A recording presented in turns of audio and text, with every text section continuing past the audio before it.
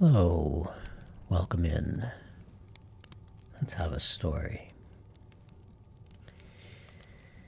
Welcome, Brundlefly. Nice to see you here. Today we are continuing Pride and Prejudice by Jane Austen. We read the first 5 chapters in the last stream, so we're starting on chapter 6. For those of you watching on YouTube, you are probably watching this after it was recorded live. At some point, I will edit this into a nice, clean audiobook, and I'll put a link in the description once I've done that. Yeah, Brundle, I'm doing okay today. My voice is feeling a little better than it has the past few days, but this is going to be a short stream anyway, because I just don't have that much time tonight. So, let's get into it, shall we?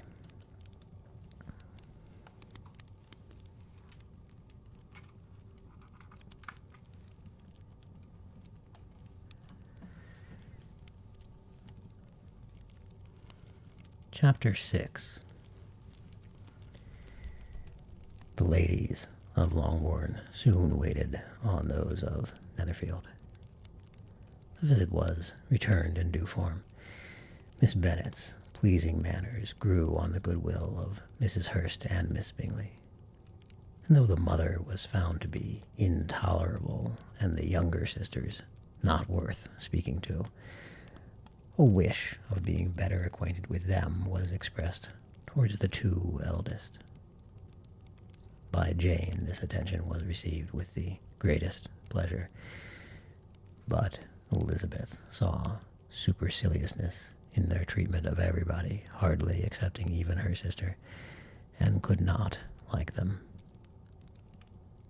Though their kindness to Jane, such as it was, had a value as arising in all probability from the influence of their brother's admiration.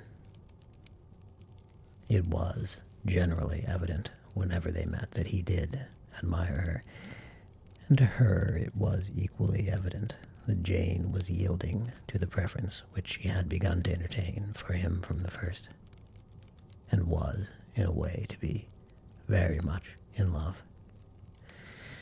But she considered with pleasure that it was not likely to be discovered by the world in general, since Jane united with great strength of feeling a composure of temper and a uniform cheerfulness of manner which would guard her from the suspicions of the impertinent.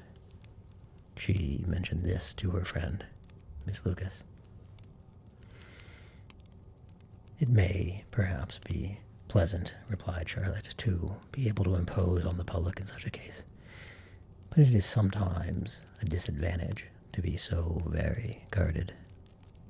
If a woman conceals her affection with the same skill from the object of it, she may lose the opportunity of fixing him, and it will then be but poor consolation to believe the world equally in the dark. There is so much of gratitude or vanity in almost every attachment that it is not safe to leave any to itself. We can all begin freely. A slight preference is natural enough, but there are very few of us who have heart enough to be really in love without encouragement. In 9 cases out of 10, a woman had better show more affection than she feels. Bingley likes your sister undoubtedly, but he may never do more than like her if she does not help him on." I feel like my fireplace sounds are a little loud. How about that?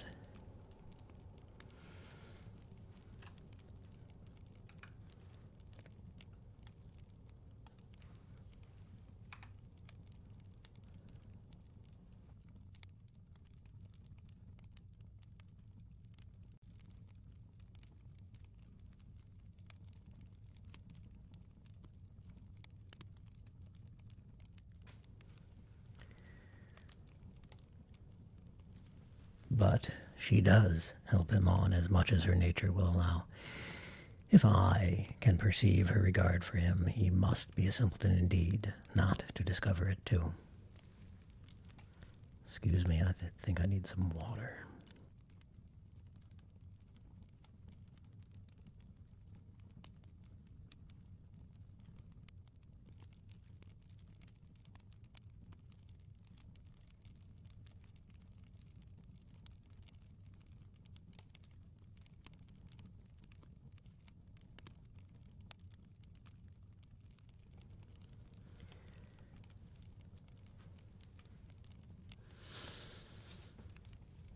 She does help him on as much as her nature will allow. If I can perceive her regard for him, he must be a simpleton indeed, not to discover it too. Remember, Eliza, that he does not know Jane's disposition as you do.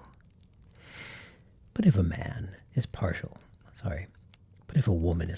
to a man and does not endeavor to conceal it, he must find it out.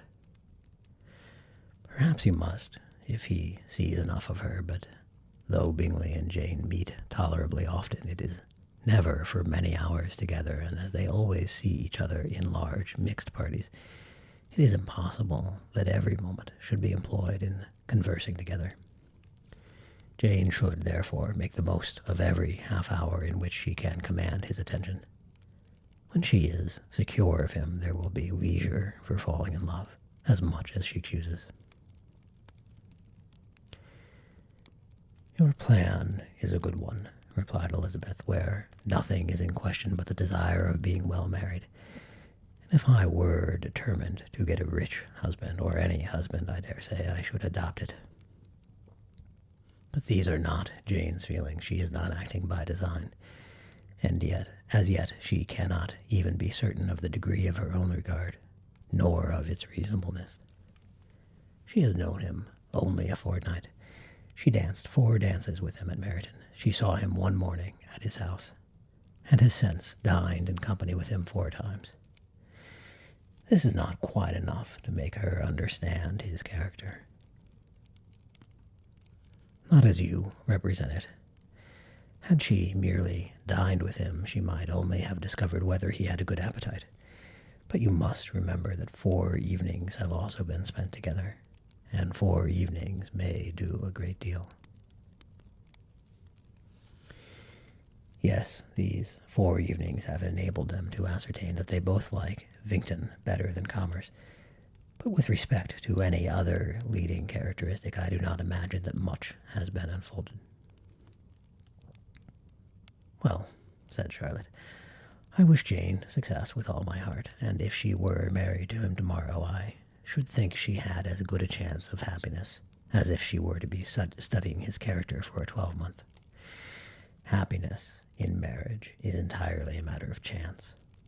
If the dispositions of the parties are ever so well known to each other, or ever so similar beforehand, it does not advance their felicity in the least.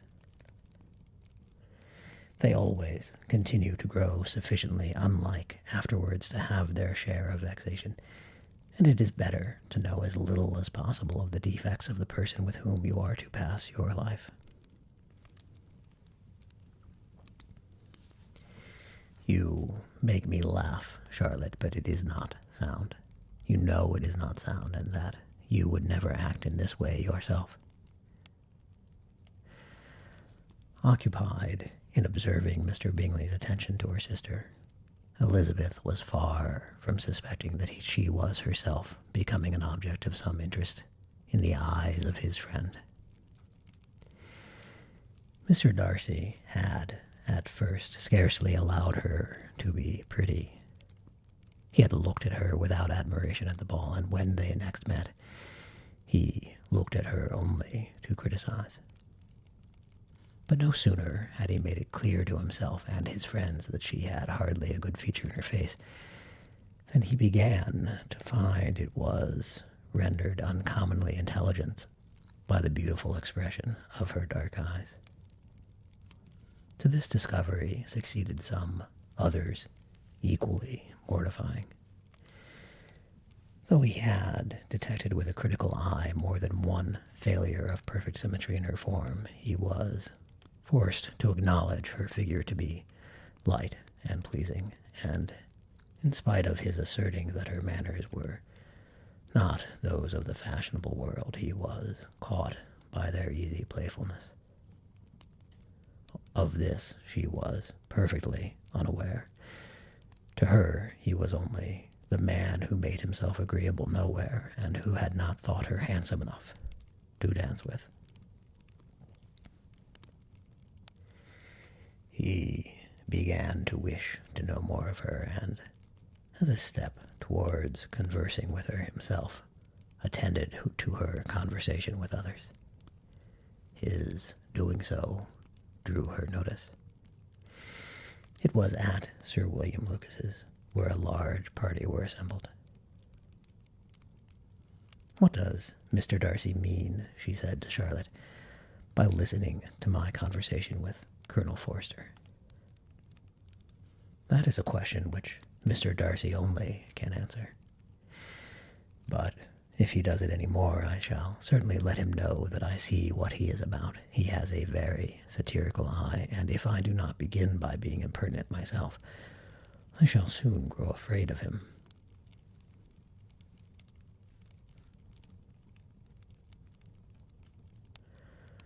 On his approaching them soon afterwards, though without seeming to have any intention of speaking, Miss Lucas defied her friend to mention such a subject to him, which, immediately provoking Elizabeth to do it, she turned to him and said, "Did not you think, Mr. Darcy, that I expressed myself uncommonly well just now, when I was teasing Colonel Forster to give us a ball at Meryton?" With great energy, but it is a subject which always makes a lady energetic. "You are severe on us." "It will be her turn soon to be teased," said Miss Lucas. "I am going to open the instrument, Eliza, and you know what follows." "You are a very strange creature by way of a friend, always wanting me to play and sing before anybody and everybody. If my vanity had taken a musical turn, you would have been invaluable, but as it is, I would really rather not sit down before those who must be in the habit of hearing the very best performers." On Miss Lucas's persevering, however, she added, "Very well, if it must be so, it must." And gravely glancing at Mr. Darcy, "There is a very fine old saying, which everybody here is of course familiar with. Keep your breath to cool your porridge, and I shall keep mine to swell my song."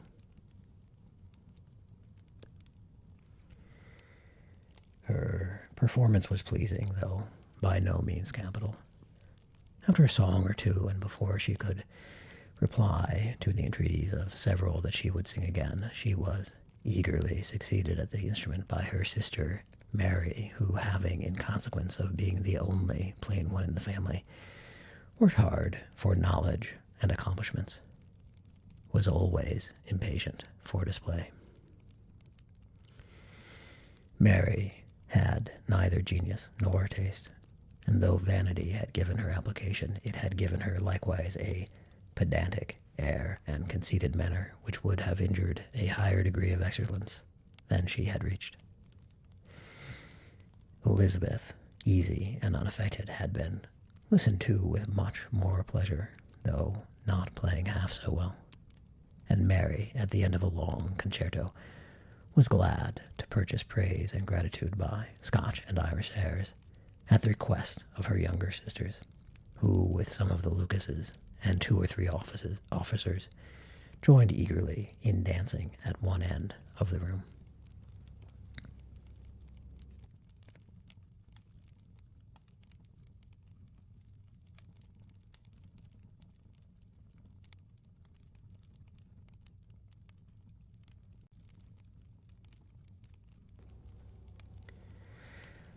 What a charming amusement for young people this is, Mr. Darcy.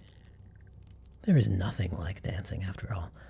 I consider it as one of the finest refinements of polished societies. Certainly, sir, and it has the advantage also of being in vogue amongst the less polished societies of the world. Every savage can dance. Excuse me.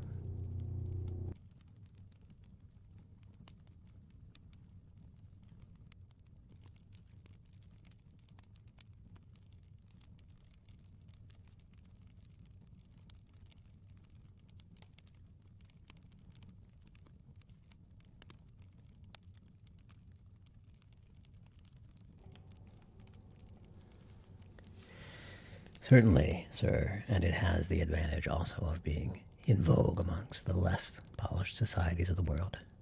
Every savage can dance. Sir William only smiled. Your friend performs delightfully, he continued after a pause, on seeing Bingley join the group. And I doubt not that you are an adept in the science yourself, Mr. Darcy. You saw me dance at Meryton, I believe, sir. Yes, indeed, and received no inconsiderable pleasure from the sight. Do you often dance at St. James's? Never, sir. Do you not think it would be a proper compliment to the place? It is a compliment which I never pay to any place, if I can avoid it. You have a house in town, I conclude. Mr. Darcy bowed. I had once some thoughts of fixing in town myself, for I am fond of superior society, but I did not feel quite certain that the air of London would agree with Lady Lucas. He paused in hopes of an answer, but his companion was not disposed to make any, and Elizabeth, at that instant moving towards them, he was struck with the notion of doing a very gallant thing, and called out to her, "My dear Miss Eliza, why are you not dancing?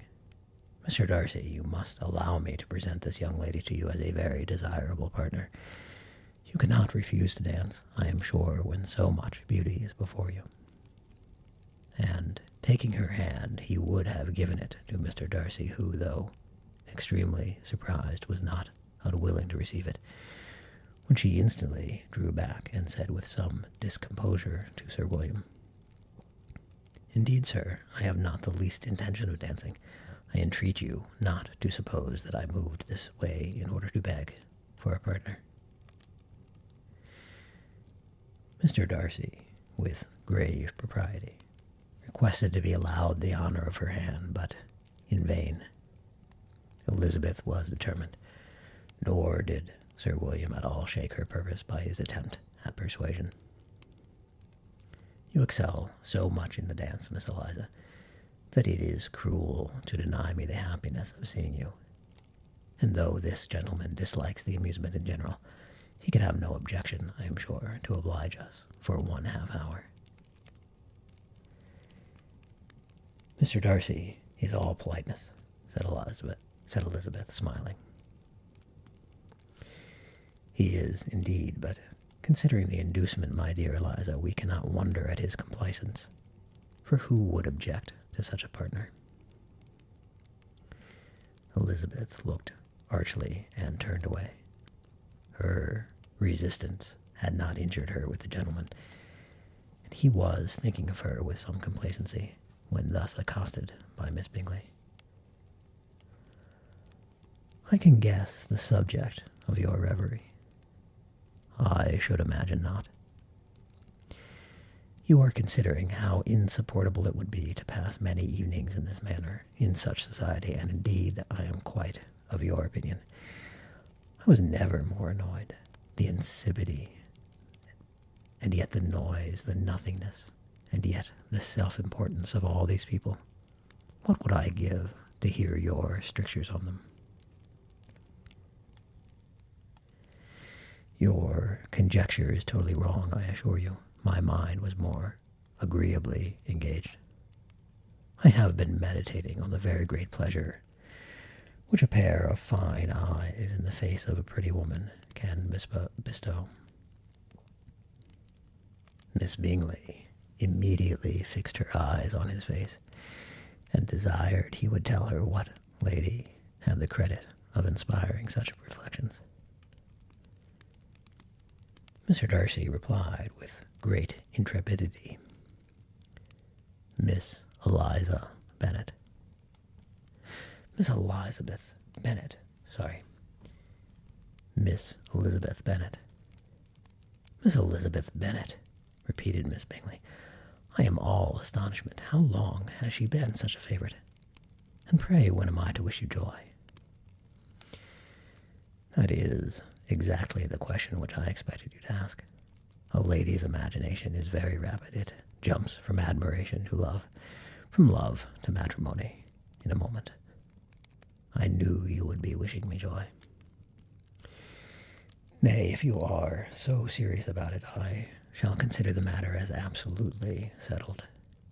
You will have a charming mother-in-law indeed, and of course she will always be at Pemberley with you. He listened to her with perfect indifference, while she chose to entertain herself in this manner, and as his composure convinced her that all was safe, her wit flowed along.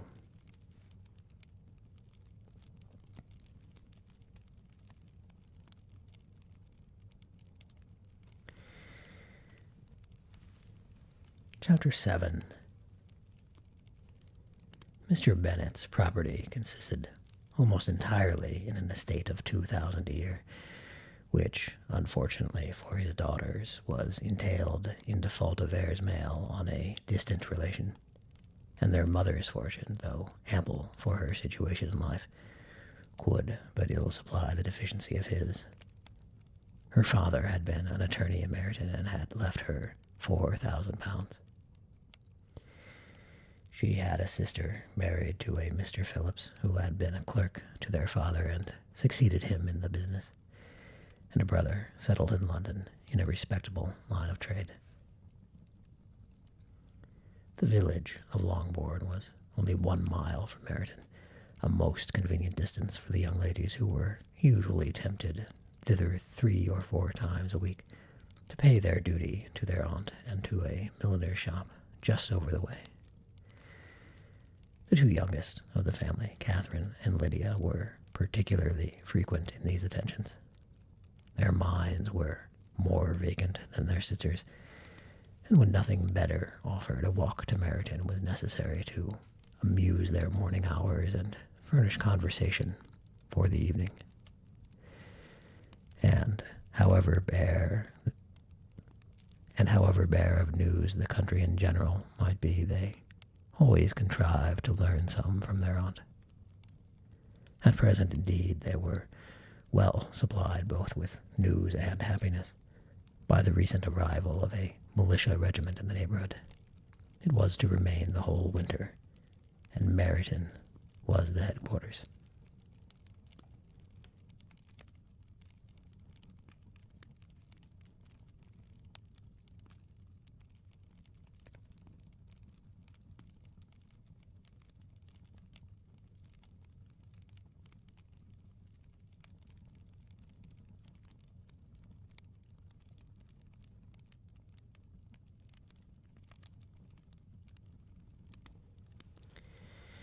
Hello, Chickie over on YouTube. Thank you for stopping by. We are reading Pride and Prejudice by Jane Austen.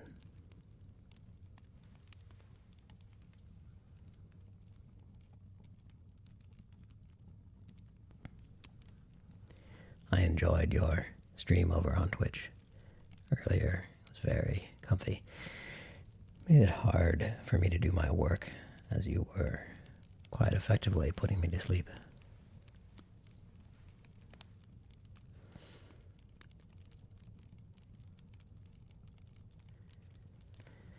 Their visits to Mrs. Phillips were now productive of the most interesting intelligence.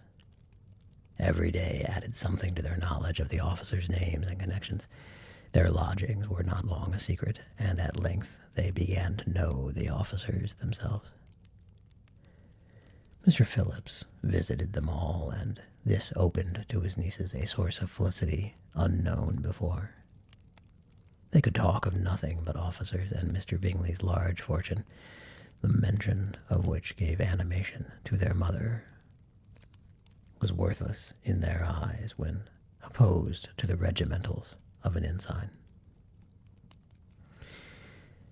After listening one morning to their effusions on this subject, Mr. Bennet coolly observed, "From all that I can collect by your manner of talking, you must be two of the silliest girls in the country.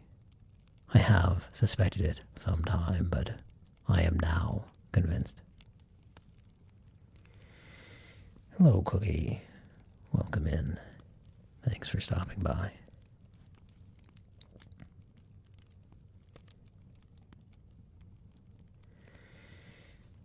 Catherine was disconcerted and made no answer, but Lydia, with perfect indifference, continued to express her admiration of Captain Carter and her hope of seeing him in the course of the day, as he was going the next morning to London. "I am astonished, my dear," said Mrs. Bennet, "that you should be so ready to think your own children silly. If I wished to think slightingly of anybody's children, it should not be of my own, however. If my children are silly, I must hope to be always sensible of it. Yes, but as it happens, they are all of them very clever.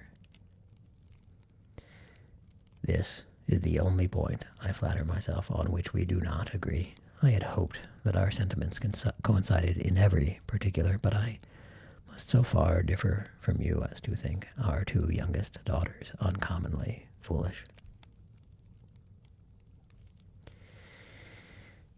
"Chickie, how are you in two places at once? This is incomprehensible."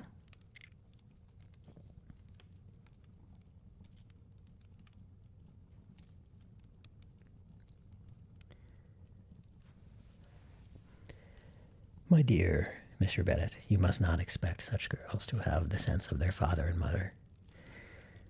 When they get to our age, I dare say they will not think about officers any more than we do. I remember the time when I liked a red coat myself very well, and indeed I still do at my heart, and if a smart young colonel with 5,000 or 6,000 a year should want one of my girls, I shall not say nay to him, and I thought Colonel Forster looked very becoming the other night at Sir William's in his regimentals."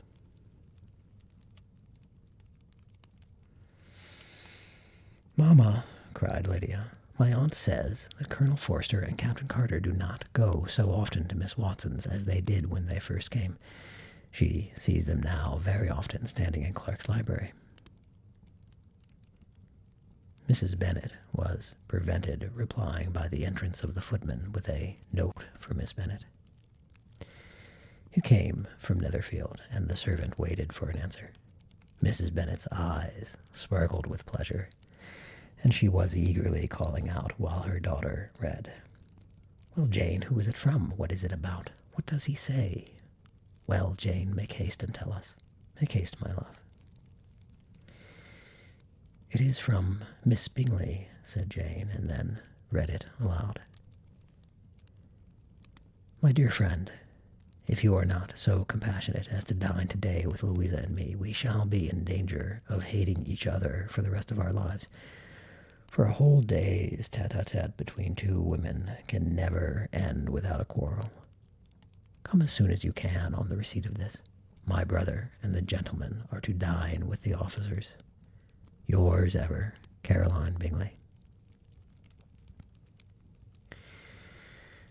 "With the officers?" cried Lydia. "I wonder my aunt did not tell us of that." "Dining out," said Mrs. Bennet. "That is very unlucky." "Can I have the carriage?" said Jane. "No, my dear. You had better go on horseback, because it seems likely to rain, and then you must stay all night." "That would be a good scheme," said Elizabeth, "if you were sure that they would not offer to send her home." "Oh, but the gentlemen will have Mr. Bingley's chaise to go to Meryton, and the Hursts have no horses to theirs." "I had much rather go in the coach. But, my dear, your father cannot spare the horses, I am sure. They are wanted in the farm, Mr. Bennet, are not they?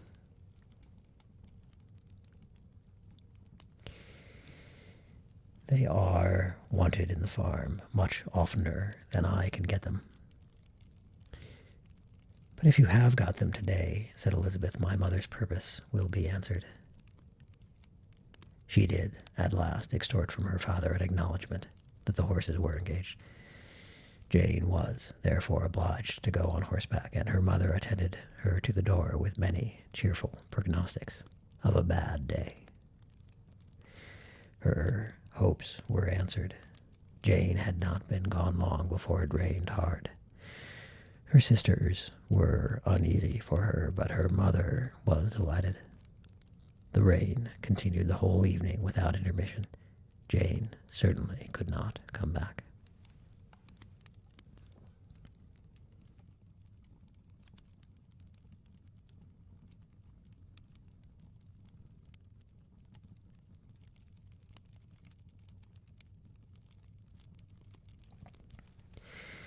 This was a lucky idea of mine indeed, said Mrs. Bennet, more than once, as if the credit of making it rain were all her own. Till the next morning, however, she was not aware of all the felicity of her contrivance. Breakfast was scarcely over when a servant from Netherfield brought the following note for Elizabeth. My dearest Lizzie, I find myself very unwell this morning, which I suppose is to be imputed to my getting wet through yesterday. My kind friends will not hear of my returning home till I am better. They insist also on my seeing Mr. Jones.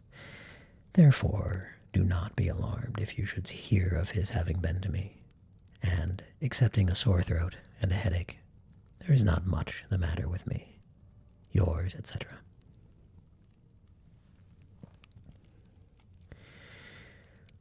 Well, my dear, said Mr. Bennet, when Elizabeth had read the note aloud, if your daughter should have a dangerous fit of illness, if she should die, it would be a comfort to know that it was all in pursuit of Mr. Bingley, and under your orders. Oh, I am not at all afraid of her dying. People do not die of little trifling colds. She will be taken good care of. As long as she stays there, it is all very well. I would go and see her, if I could have the carriage. Elizabeth, feeling really anxious, determined to go to her, though the carriage was not to be had. And as she was no horsewoman, walking was her only alternative. She declared her resolution. How can you be so silly, cried her mother, as to think of such a thing in all this dirt? You will not be fit to be seen when you get there. Thank you for following in the sub. Welcome in. Welcome to the Risley Bears. I hope you enjoy your time here. We are reading Pride and Prejudice by Jane Austen.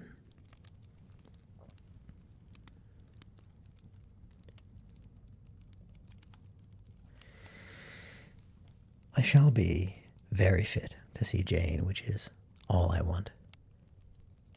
Is this a hint to me, Lizzie, said her father, to send for the horses? Oh, well, welcome in twice then, from both YouTube and Twitch. For that, I shall toast to you from my honeypot. Oops, wrong button. There we go.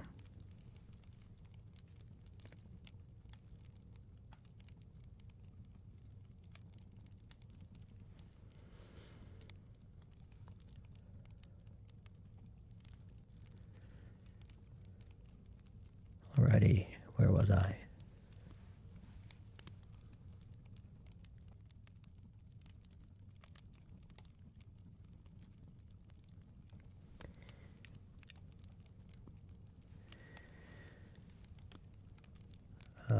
Right. No, indeed, I do not wish to avoid the walk. The distance is nothing when one has a motive. Only 3 miles. I shall be back by dinner. I admire the activity of your benevolence, observed Mary, but every impulse of feeling should be guided by reason, and, in my opinion, exertion should always be in proportion to what is required. We will go as far as Meryton with you, said Catherine and Lydia. Elizabeth accepted their company, and the 3 ladies set off together. If we make haste, said Lydia, as they walked along, perhaps we may see something of Captain Carter before he goes. In Meryton they parted. The 2 youngest repaired to the lodgings of one of the officers' wives, and Elizabeth continued her walk alone, crossing field after field at a quick pace, jumping over stiles and springing over puddles with impatient activity, and finding herself at last within view of the house, with weary ankles, dirty stockings, and a face glowing with the warmth of exercise. She was shown into the breakfast parlor, where all but Jane were assembled, and where her appearance created a great deal of surprise.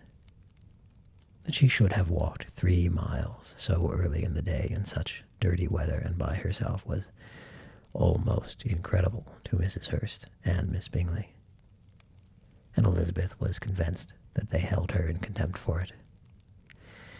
She was received, however, very politely by them, and in their brother's manners there was something better than politeness. There was good humor and kindness. Mr. Darcy said very little, and Mr. Hurst nothing at all. The former was divided between admiration of the brilliancy which exercise had given to her complexion, and doubt as to the occasions justifying her coming so far alone. The latter was thinking only of his breakfast. Her inquiries after her sister were not very favorably answered. Miss Bennet had slept ill, and, though up, was very feverish, and not well enough to leave her room. Elizabeth was glad to be taken to her immediately, and Jane, who had only been withheld by the fear of giving alarm or inconvenience, from expressing in her note how much she longed for such a visit, was delighted at her entrance.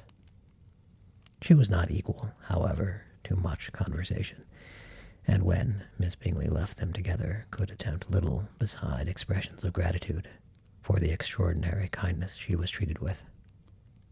Elizabeth silently attended her. When the breakfast was over, they were joined by the sisters, and Elizabeth began to like them herself when she saw how much affection and solicitude they showed for Jane.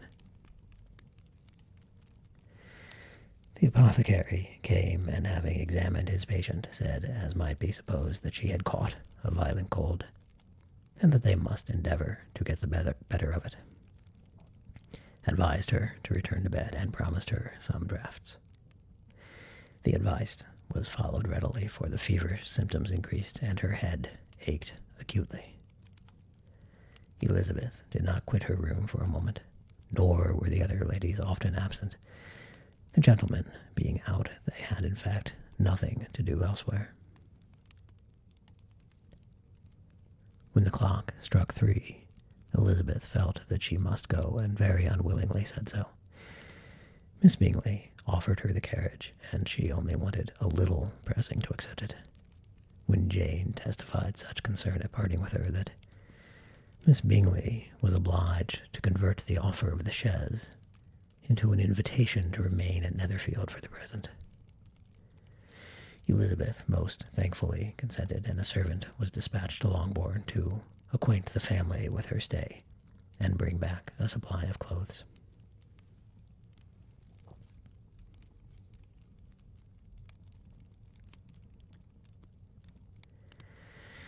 I'll take a quick break before Chapter 8, just to have some water and clear my throat.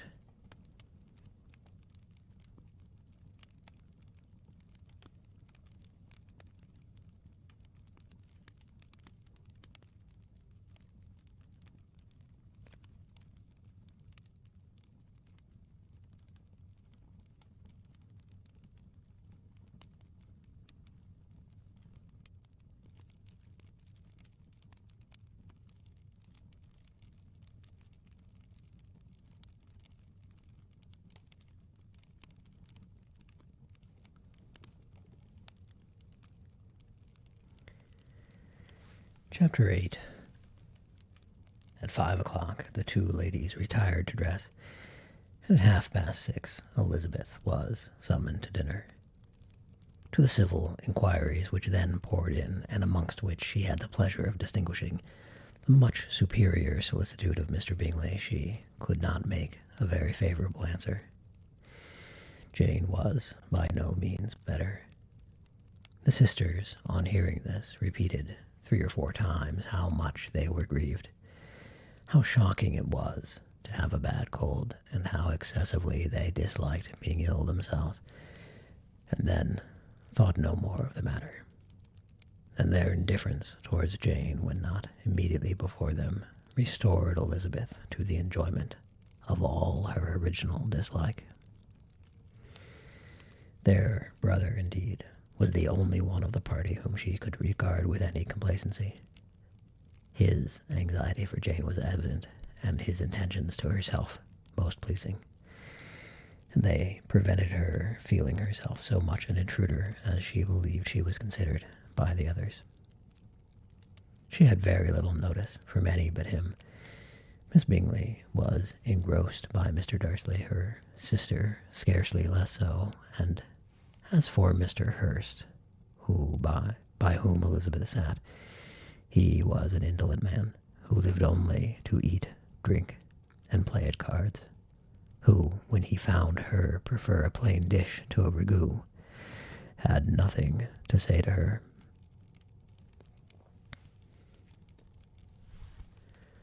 When dinner was over, she returned directly to Jane, and Miss Bingley began abusing her as soon as she was out of the room.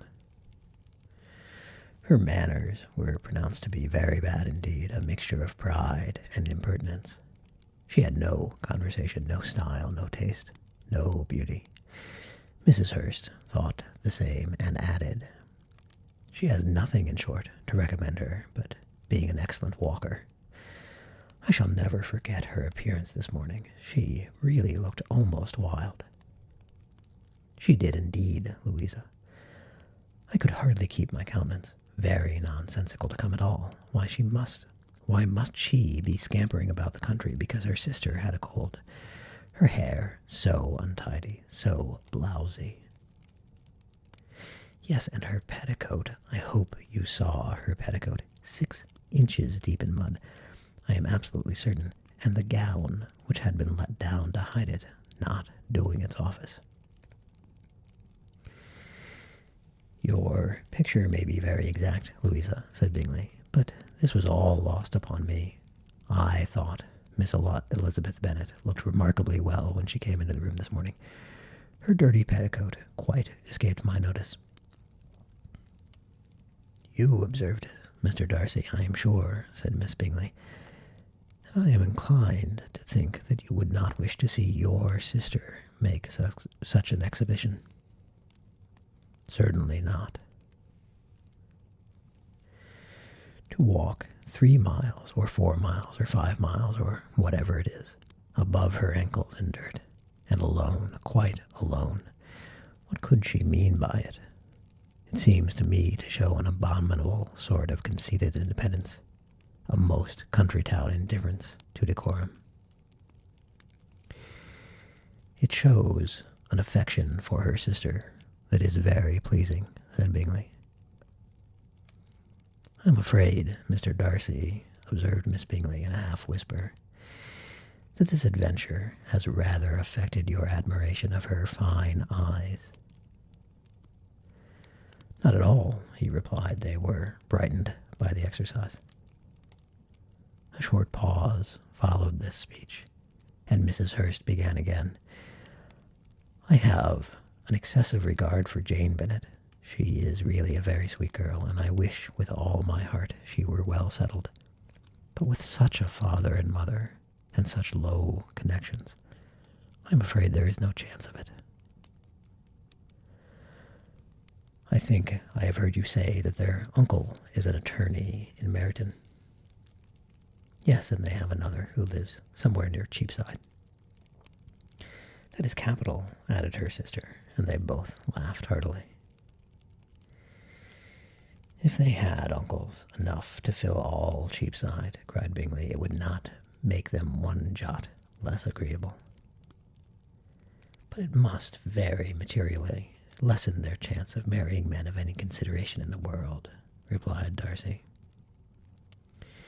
To this speech Bingley made no answer, but his sisters gave it their hearty assent, and indulged their mirth for some time at the expense of their dear friend's vulgar relations. With a renewal of tenderness, however, they repaired to her room on leaving the dining parlor, and sat with her till summoned to coffee. She was still very poorly, and Elizabeth would not quit her at all till late in the evening, when she had the comfort of seeing her asleep, and when it appeared to her rather right than pleasant that she should go downstairs herself. On entering the drawing-room, she found the whole party at loo, and was immediately invited to join them. But suspecting them to be playing high, she declined it, and making her sister the excuse, said she would amuse herself for the short time she could stay below with a book. Mr. Hurst looked at her with astonishment. "Do you prefer reading to cards?" said he. "That is rather singular."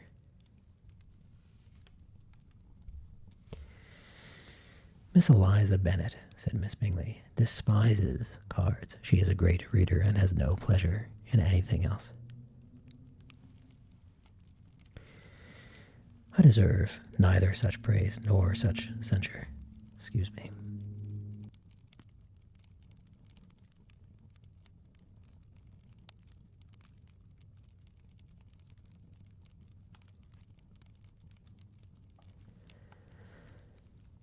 "I deserve neither such praise nor such censure," cried Elizabeth. "I am not a great reader, and I have pleasure in many things." Elizabeth thanked him from her heart, and then walked towards a table where a few books were lying. He immediately... Oh, I'm sorry, I missed a sentence there. This makes more sense. "In nursing your sister, I am sure you have pleasure," said Bingley, "and I hope it will soon be increased by seeing her quite well." Elizabeth thanked him from her heart, and then walked towards a table where a few books were lying. He immediately offered to fetch her others, all that his library afforded. "And I wish my collection were larger for your benefit and my own credit, but I am an idle fellow, and though I have not many, I have more than I ever looked into."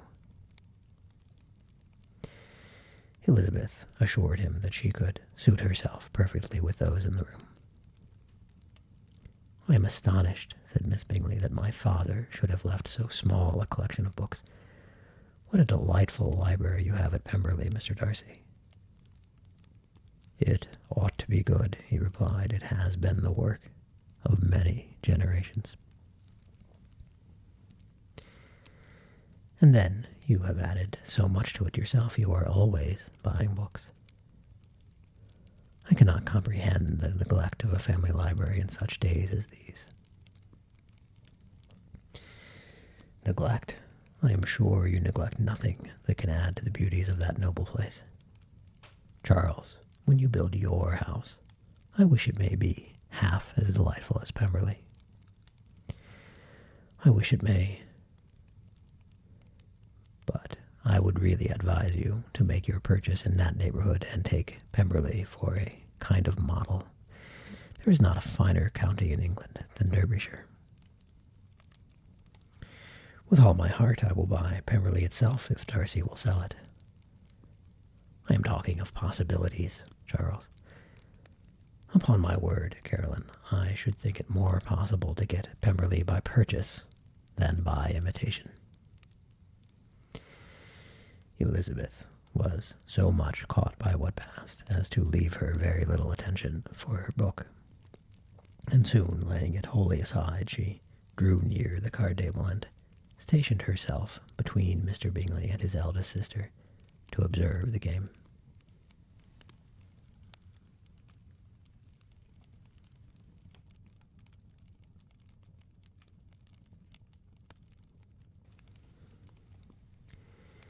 "Is Miss Darcy much grown since the spring?" said Miss Bingley. "Will she be as tall as I am?" "I think she will. She is now about Miss Elizabeth Bennet's height, or rather taller. How I long to see her again. I never met with anybody who delighted me so much. Such a countenance, such manners, and so extremely accomplished for her age. Her performance on the pianoforte is exquisite." "It is amazing to me," said Bingley, "how young ladies can have patience to be so very accomplished as they all are." "All young ladies accomplished, my dear Charles, what do you mean?" "Yes, all of them, I think. They all paint tables, cover screens, and net purses.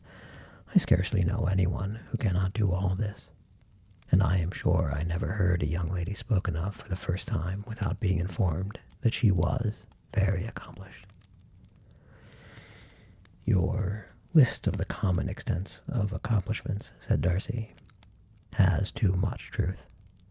The word is applied to many a woman who deserves it, no otherwise than by netting a purse or covering a screen. But I am very far from agreeing with you in your estimation of ladies in general. I cannot boast of knowing more than half a dozen in the whole range of my acquaintance that are really accomplished." "Nor I am sure," said Miss Bingley. "Then," observed Elizabeth, "you must comprehend a great deal in your idea of an accomplished woman." "Yes, I do comprehend a great deal in it." "Oh, certainly," cried his faithful assistant, "no one can be really esteemed accomplished who does not greatly surpass what is usually met with. A woman must have a thorough knowledge of music, singing, drawing, dancing, and the modern languages, to deserve the word, and besides all this, she must possess a certain something in her air and manner of walking, the tone of her voice, her address and expressions, or the word will be but half deserved. All this she must possess," added Darcy, "and to all she must yet add something more substantial in the improvement of her mind by extensive reading. I am no longer surprised at your knowing only 6 accomplished women. I rather wonder now at your knowing any. Are you so severe upon your sex as to doubt the possibility of all this? I never saw such a woman. I never saw such capacity and taste and application and elegance as you describe, united." Mrs. Hurst and Miss Bingley both cried out against the injustice of her implied doubt, and were both protesting that they knew many women who answered this description, when Mr. Hurst called them to order with bitter complaints of their inattention to what was going forward. As all conversation was thereby at an end, Elizabeth soon afterwards left the room. "Eliza Bennet," said Miss Bingley, when the door was closed on her, "is one of those young ladies who seek to recommend themselves to the other sex by undervaluing their own. And with many men, I dare say, it succeeds, but in my opinion it is a paltry device, a very mean art." "Undoubtedly," replied Darcy, to whom this remark was chiefly addressed. "There is meanness in all the arts which ladies sometimes condescend to employ for captivation. Whatever bears affinity to cunning is despicable." Miss Bingley was not so entirely satisfied with this reply as to continue the subject. Elizabeth joined them again, only to say that her sister was worse, and that she could not leave her. Bingley urged Mr. Jones's being sent for immediately, while his sisters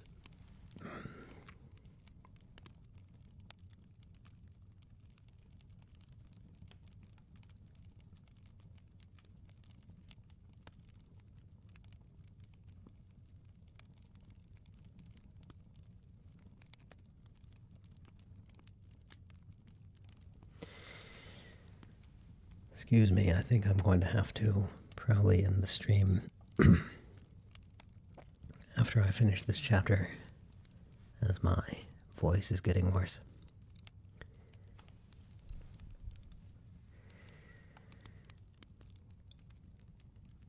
Elizabeth joined them again, only to say that her sister was worse, and that she could not leave her.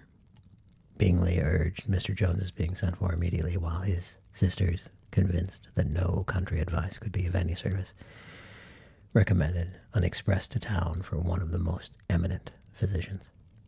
This she would not hear of, but she was not so unwilling to comply with their brother's proposal. It was settled that Mr. Jones should be sent for early in the morning if Miss Bennet were not decidedly better. Bingley was quite uncomfortable. His sisters declared that they were miserable. They solaced their wretchedness, however, by duets after supper, while he could find no better relief to his feelings than by giving his housekeeper directions that every possible attention might be paid to the sick lady and her sister.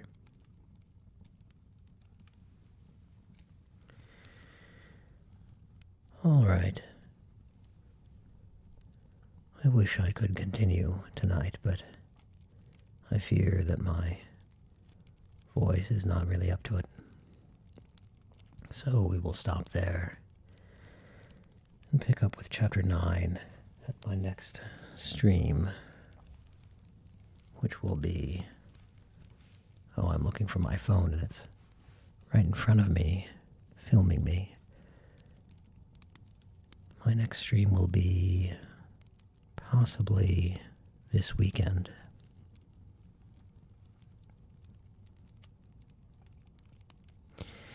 Thank you in the sub.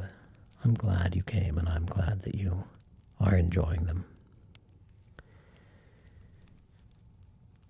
Okay. So, I'll call it quits there. Thank you all for coming. I hope you're enjoying the story. It's a lovely story. My reading doesn't really do it justice. Until next time, goodbye.